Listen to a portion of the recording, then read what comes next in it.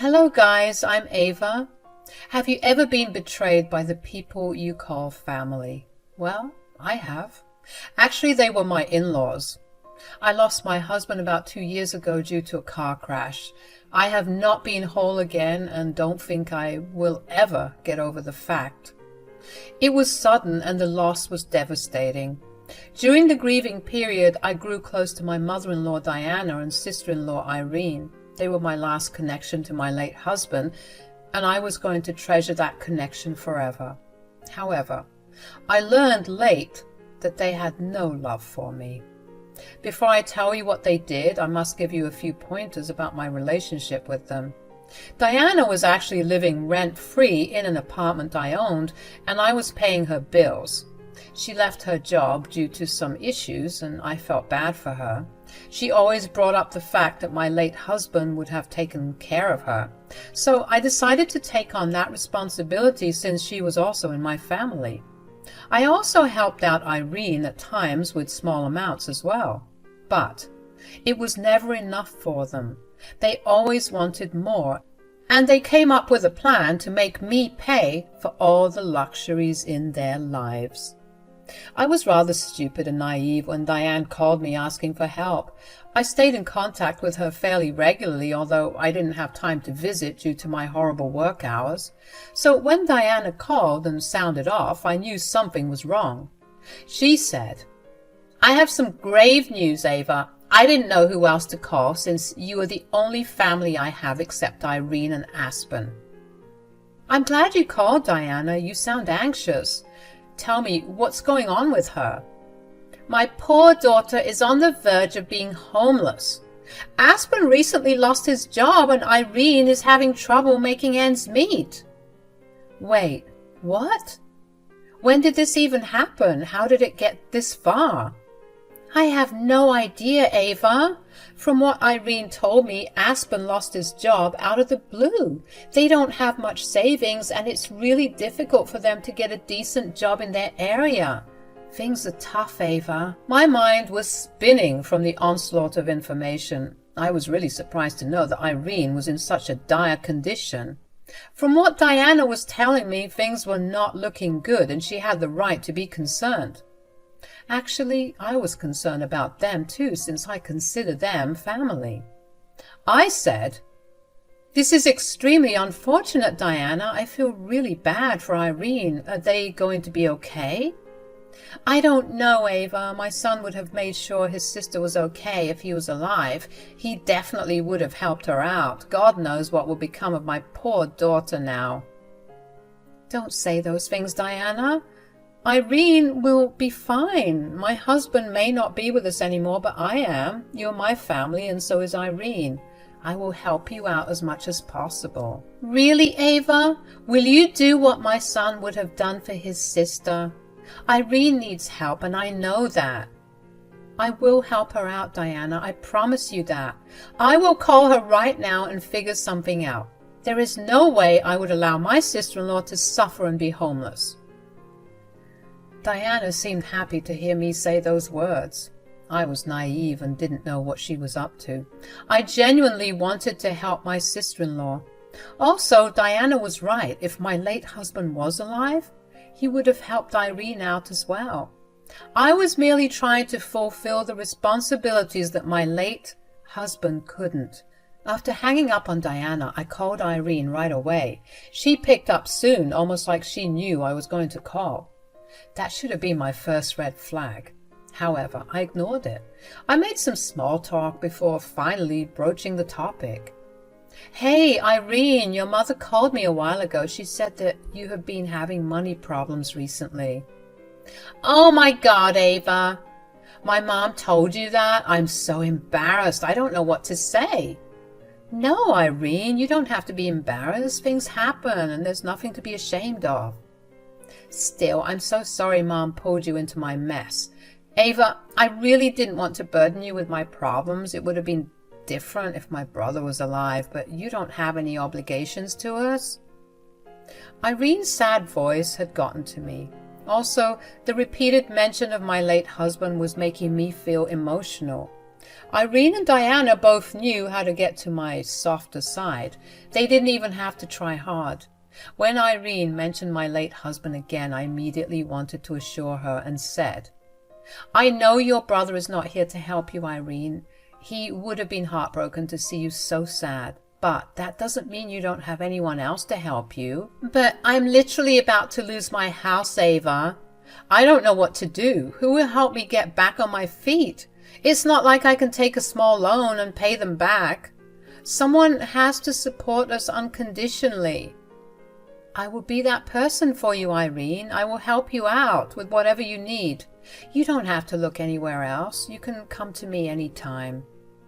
"Really, Ava? You would do that for me?" "Of course, you are my family too. Even if your brother passed away, you are still my sister-in-law. We are a family, Irene. It's my duty to help you." "You are already helping Mom, Ava. I don't want to be a burden." "What nonsense, Irene. You just need help for a few months. It's no big deal. Tell me what you need." After I reassured Irene, she seemed to have been thinking about what I said. Back then, I thought that she was just a little shy and embarrassed. But no, I later realized that it was all for show. Irene is an exceptional actor. I have no idea why she never pursued an acting career. If she had, she wouldn't have done what she did to me. I really couldn't even imagine everything being a setup. I mean, Irene seemed embarrassed when she said, "Well, if you insist so much, it would really help if you could send money every month just till we get back on our feet." "Sure, how much do you need, Irene?" "With rent and all the bills, I'll be needing $3,000, Ava. The prices are pretty cheap here, and Aspen needs gas to go to interviews and grocery trips." That was the second red flag for me, but again, as stupid as I was, I ignored it. It baffled me a little why they needed $3,000 for two people. To me, it seemed to be a little over the top, but then again, they did live in an expensive city, so I thought nothing more about it. Since I had promised to help them out, I agreed to what she was asking. I had a good job that paid well, so I was able to send Irene $3,000 every month without being broke. Sure, it did make a dent in my savings, but what could I do? I had promised Irene help after all. So with everything decided, I started to make the monthly payments to Irene. For the next 6 months, I was giving Irene and Diana money to get by. Not once did I stop to think that maybe I should step back and let them fend for themselves. I didn't want them to suffer in any way, and I considered it my duty to help them. Diana and Irene lamented a lot when my late husband died and left everything to me, so I have decided to help them out however I can. My stupid self didn't stop to realize that now, instead of taking care of one person, I was funding the lifestyle of 3 people. The truth about what Diana and Irene were actually planning was revealed to me after those 6 months. I was busy with work, trying to make money to feed 3 more people. But the people I was taking care of were up to no good, or at least 2 of them were up to no good. I found out about it when I accidentally ran into Aspen at a coffee shop. I was happy to see him after a long time, but was confused about what he was doing in my city. I said, "Hey, Aspen, long time no see. What are you doing here? Has Irene come with you?" "Yes, Irene is with me. Why are you so confused to see me here? We live here now." "What? Wait, what are you talking about?" "We moved here a while ago, Ava. Didn't Irene tell you about it? I'm sure Diana must have mentioned it. You must have forgotten about it." My mind was reeling with all the information. I was trying hard to understand what on earth was going on. What Aspen was saying didn't make any sense. He said that he and Irene moved to our city a while ago, and Diana knew about this all this while. What I didn't understand was why they kept it a secret from me. And their story about Irene's homelessness wasn't making sense anymore. I said, "I have no idea what you're talking about, Aspen. I was never informed of these things. You were saying Diana knows, right? But no one informed me anything." "That's strange. We moved here about 5 months ago, Ava." I left my last job and found a better one here. You found a job 5 months ago? What are you saying, Aspen? Are you sure Diana knows? This is bizarre. Diana definitely knows about it, Ava, I'm sure, because we're living with her. We're saving for a house in this city, so Diana suggested that we move in with her. She even offered to help us with the down payment. I was so shocked that my expression changed completely. Aspen noticed it too, since his expression changed with mine. He immediately knew that something was seriously wrong. By that time, I too knew that I was being played by Irene and Diana in some way, and I was starting to get really angry at them. I looked at Aspen and said, "There is something seriously wrong, Aspen. Diana is a poor woman. I give her money for utilities and she lives in my apartment.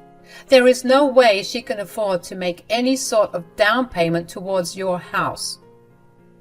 I know that you let her live in your apartment without rent, but I don't know about the utilities.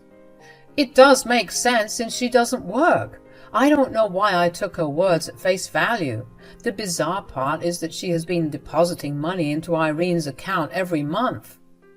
What? Diana had been giving Irene money? Yes, she'd been giving her $3,000 every month. Irene confirmed it and even showed me that the money has been deposited. That's why I never questioned Diana that much. It hit me then. I finally understood why Irene and Diana had been making up stories. Irene wasn't destitute at all. No, she just wanted to take my money and use it to buy a house for herself. And Diana was helping her do this. They planned it together. Those two were exploiting me so that they wouldn't have to work hard like me. My world came crashing down around me. These people who were considered to be my family were just using me for money. I was nothing but an ATM to them. The betrayal just left me aching inside. I was almost in tears. Aspen didn't know a thing about their plan. He was left in the dark and made to believe that everything Irene and Diana was doing was honest work. Now, I have two options. One was to keep my mouth shut and leave without telling Aspen the truth. I could have walked away, confronted Irene and Diana privately, stopped giving Irene money, and left them to figure out their next steps. Option 2 was going nuclear on them, and I chose option 2. I chose to tell Aspen the truth. I said, "They have been lying to you, Aspen, and they have been lying to me as well. Diana isn't the one sending that money. It was me who sent it." "What? But why? I don't understand. Why would you send us money, and why are my wife and mother-in-law lying about it?" "Because they wanted me to fund your new house, Aspen. They wanted to drain my money so that they wouldn't have to work hard. They lied to me and told me that you were going homeless. They asked for money and I helped them by sending $3,000 every month. I had no idea that they were playing me." "Oh God, what are you saying, Ava? You thought we were going homeless?" "That's what Diana and Irene told me, Aspen. Irene said that you lost your job and were struggling to make ends meet. They even guilted me by saying that my late husband would have helped them out." "This is terrible, Ava. I don't know what to say anymore. They betrayed not only you, but also me. They played us for fools. I don't know how I would even look at my wife after this." Aspen was reeling from what I said. He was actually a good man and nothing like Irene. I could tell that the betrayal stung him. He couldn't believe how evil Diana and Irene could be. I took this chance to really talk to him. I told him everything that went on and didn't sugarcoat anything. I didn't care if Aspen would want to end his marriage after this. In fact, I was hoping he would remove himself from a scheming woman like Irene. After I was done talking to Aspen about everything, we came up with a plan. We were going to keep quiet and take care of some things before confronting Irene and Diana. They didn't deserve the chance to come up with a plan once I would reveal what I had in store for them. I didn't even reach out to them for about a week. It was already nearing the end of the month, and I knew Irene and Diana would call me asking for the monthly payment. So I decided to wait for that, and I wasn't disappointed. The calls came where Irene and Diana wanted to know when I would be sending the money. I simply told her to wait and hung up. Then I proceeded to Diana's house to confront them. When I reached Diana's house, it was Irene who opened the door. It was a weekday, so they probably weren't expecting me to show up. Irene took one look at me and froze. When Diana came to the door, she froze as well. Irene tried to make damage control by saying that she had come to Diana's house yesterday for a short visit. Diana kept nodding at her. I smirked, walked into the house and sat down on the sofa. They sat with me silently, looking and casting worried glances at each other. I broke the silence and said, "So, you called me this morning asking for the monthly payments. I thought I would come by in person and clear the issue directly with you. I'll just cut straight to the chase. You two won't be getting any money from me anymore." "What? Why, Ava? Why would you suddenly stop the payment? You know we need the money." "Yes, you promised to take care of me. Now you're going back on your word. I can't believe you would abandon us like this. My son would be turning in his grave." I laughed out loud when they tried to guilt me with my late husband's name again. They knew they were caught, but were trying their best to avoid the issue. Oh no, they wanted to act like everything was fine. Too bad I wasn't going to allow that. I said, "Oh, my dear mother-in-law, your son would be turning in his grave, but not for me. No, he would be ashamed of what his mother and sister tried to do." "What are you talking about, Ava?" "Maybe the fact that you are not destitute and your husband has a brand new job in this city. I also heard that he makes way more than he used to at his last job. Care to tell me why you two would lie about it to me?" "It's not like that, Ava. Aspen got a job very recently. Irene literally just moved here yesterday. You are overreacting and misunderstanding the situation." Yes, you are misunderstanding us, Ava. Aspen just got the job and we are still struggling. He didn't even get his paycheck this month." "Is that so, Irene? So you two were not lying to me so that you could take my money and buy a new house? Is that what you're telling me?" Diana and Irene now looked really pale. They were taken aback by my words. I don't know what they were expecting to happen. I would have found out eventually when Irene would buy her house out of the blue. I guess they wouldn't have cared about my reaction because their goal would have been achieved. But I caught them red-handed before they could make their plan successful. And now they were going to pay for taking advantage of me. They simply didn't know that yet. Diana and Irene were nervous and trying to act innocent. They said, "What are you even talking about, Ava? Who said we are buying a house?" "Don't try to act all innocent and clueless, Irene. Your husband, Aspen, told me everything. I met him at a coffee shop accidentally, and eventually the truth came out. The poor man thinks that Diana is giving you money for the down payment. What do you have to say about that, Diana? Your daughter is not on the brink of homelessness after all, since she is living with you." "Look, I know we didn't give you the full story, but this was necessary. You can't expect Irene to live in a bad apartment when I and you have our own place." "Wow. Did you forget the fact that this apartment isn't yours? I let you live in my apartment, and you think you can take advantage of me for the sake of your daughter? Do you think I would just overlook what you did?" "Oh, come on, Ava. You're overreacting. You have plenty of money already and 2 fully paid houses. You don't need so much money anyway. It didn't kill you to send me money. Clearly I needed it more." "That's right. If you can help me, you can help my daughter as well. She's your family. I'm sure my late son would have wanted this." Irene and Diana straight up started to make it seem like it was not a big deal. Somehow me working hard and earning money made them entitled to it as well. I didn't understand their messed up logic. There probably isn't any logic anyway. Also, there was the fact that they were dragging my late husband into this mess as well. It all made my blood boil, but I plastered on a cheerful expression. After all, it was time to take some revenge. I smiled and said, There is no use talking about my dead husband, Diana. Don't use his name to hide your horrible intentions. You two are just plain moochers and don't deserve my money. Good for me that Aspen decided to send me the money back, so I have it sitting in my account now. What? Did Aspen return the money to you? He knows about everything? Of course he does, Irene. The poor man was severely embarrassed and decided to send me the money back. I must say that he was rather angry. Why would you tell him everything, Ava? And why did you take the money back? I needed it.